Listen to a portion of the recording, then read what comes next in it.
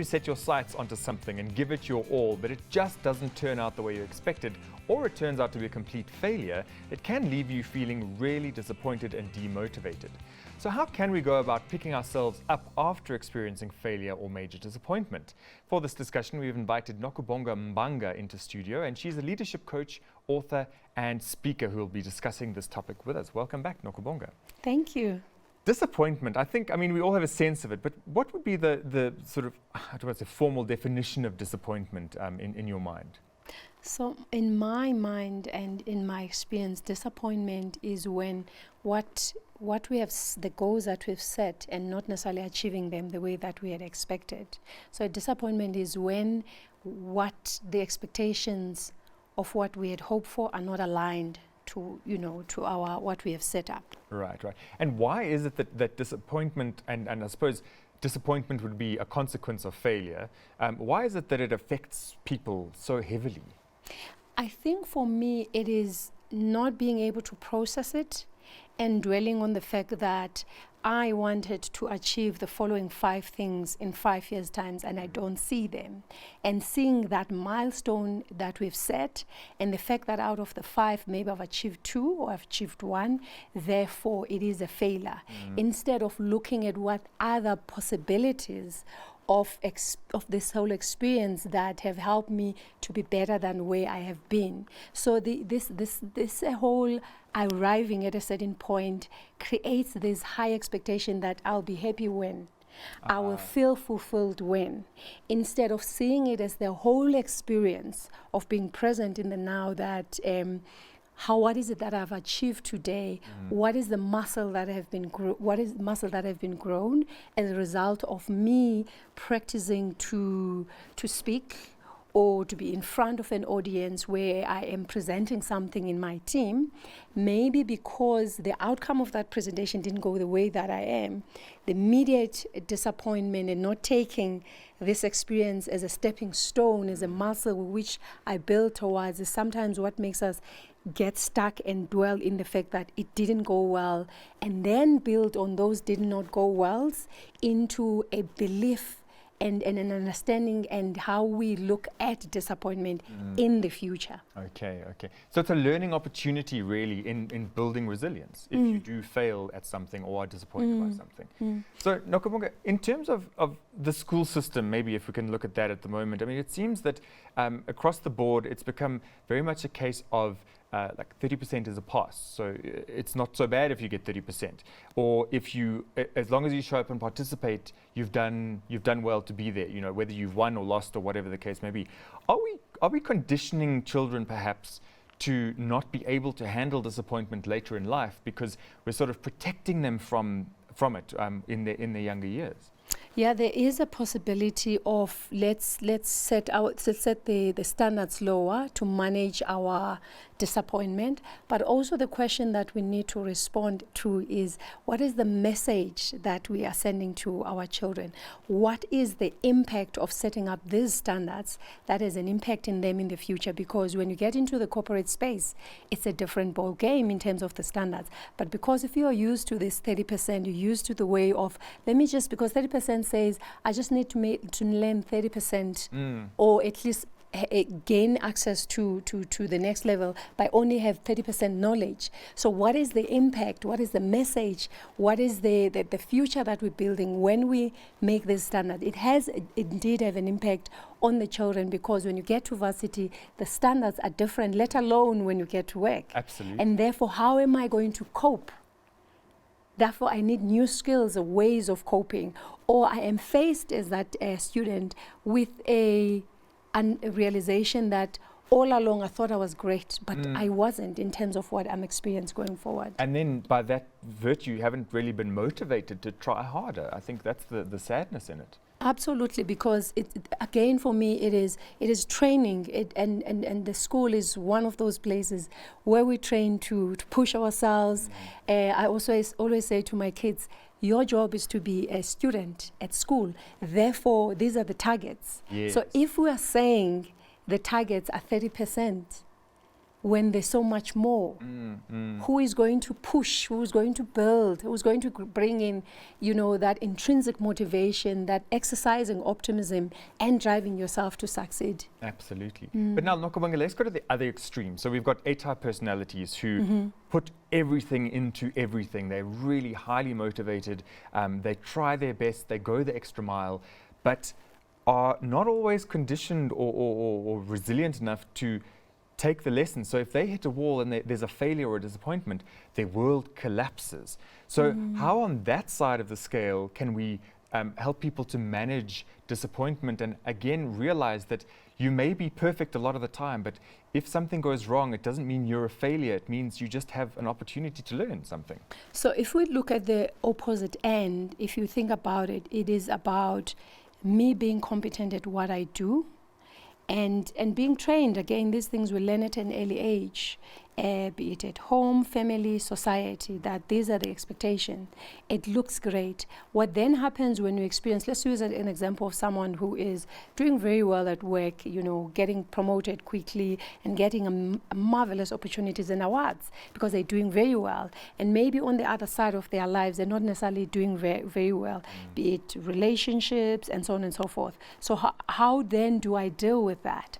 Now, what is useful is being able to understand that we get a sense of fulfillment from from being contributors, yes, right? From delivering results, for being very good at that, by having meaningful relationships, by also being able to have a sense of well-being, be it emotional, physical, and holistically. So then what happens in those cases, the responsibility is being able to say, what is it that I do? Let's say in this example that we're making, how do I build a meaningful relationship that is going to help me to move forward? How do I look at this failure as a stepping stone? Because this perceived failure, it didn't work very well the first time, this relationship. What is it that I need to do differently next time? What is the knowledge that I'm gaining that is going to help me to strengthen or to build something new that helps me to say, what is it that I have power over? Yes. That means, what is it that I have control over? What is the skill that I need to build? And therefore, what is it that I'm going to be accountable? And what I'm going to be accountable on, what is the action that I'm going to take? So it's very critical to being able to extract meaning and value in anything that happens to you. And here talking about disappointments, because they help us to be better at being ourselves. Because we were talking about resilience earlier. The only way you're going to learn resilience is to experience disappointments. But how you process disappointments, right, is what matters. Do you, when experience disappointments, do you just give up? Yes. That means you practice in giving up. And that's what you become good at, right? Okay. Instead of being able to say, okay, now I'm faced with a something that I can't change, right? Someone is gone, right? I can't change the fact that that person has gone. So what is the attitude that I'm going to take? But is that the attitude that is helping me to extract value from this experience, so that I don't then, when I experience something similar, I don't go and draw from the past that is not helping me to build up. Yes. Because if I extract, then I'm able to say, okay, this is the skill that I need to grow in myself into, so that I can be better at being myself. So if someone's experienced a failure or a disappointment and they're struggling to take that first step to pick themselves up again, what would you say would be if there was a 3 or 5 step process to go through to get yourself on the positive side of the experience rather than slipping into that negative give up space? Absolutely. So the first part is to engage with what has happened, right? Some self-awareness. So what happened? What was my role in this? What could I have done differently? So you are collecting data about this experience, but you're putting yourself on the table to say, what was my role? So you're almost retreating to understand and look, what is it that I participated in this? What is it that I could have done differently? And go through, what is the behavior? What are the actions that I took? What is my pattern in how I have dealt with this in the past? And the other thing that we sometimes not necessarily dive deep into an experience disappointment is the emotions. So what is the emotions? What is my emotional patterning when I go through stuff? The second part is to say what matters, because you want to be able to link back everything to your big agenda. Right? So what matters is about, I have an agenda that I'm driving. I have a vision. What do I need to be loyal to?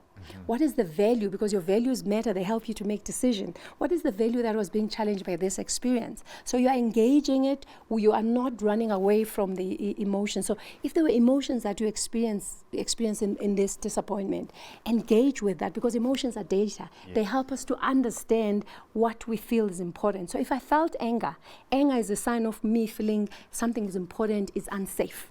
So what was unsafe about that? Therefore, what is it that matters to me? The third part is about being able to say, what is the choices that I need to make? What is the action points that I need to make? Are they in line with my vision and my big agenda? Because the thing is about disappointments and sitting in a space of either you feel like a victim, I'm giving up, I'm going to avoid. It takes you away from, this is still my goal. I still need to be loyal to this vision because it matters to me. And when you are able to say, are my actions that I'm saying I'm moving forward to, are they linked to my big agenda? Helps you to make sure, as much as it looks like wobbly, this goal that I'm trying to get to, but every action that I'm taking is getting me closer. Yeah, as long as you're moving forward one step. Exactly. Yeah. So I know that there are various sort of processes, cognitive behavioral therapy or coaching or some other facilitated methodology. When do you think people need to consider seeking help to build that resilience if they're not really getting there on their own? As early as they can. I'm not saying this because I'm a coach, but so either seek it, you've got to be ready, right? You've got to be able to invite yourself into this space, because it's not an easy process, let alone being disappointment. But going to a coaching process or seeing a counselor, psychologist, and so on and forth, it's not an easy process, because you have to be able to look at yourself in the mirror and deal, because that's exactly what happens. We'll help you to hold the mirror. So the earlier the best, but you've got to be ready to be challenged and to challenge yourself and look at the parts of you that look like they're ugly, but it's in the ugliness that we get the golden nuggets. Yes. So the earlier the better.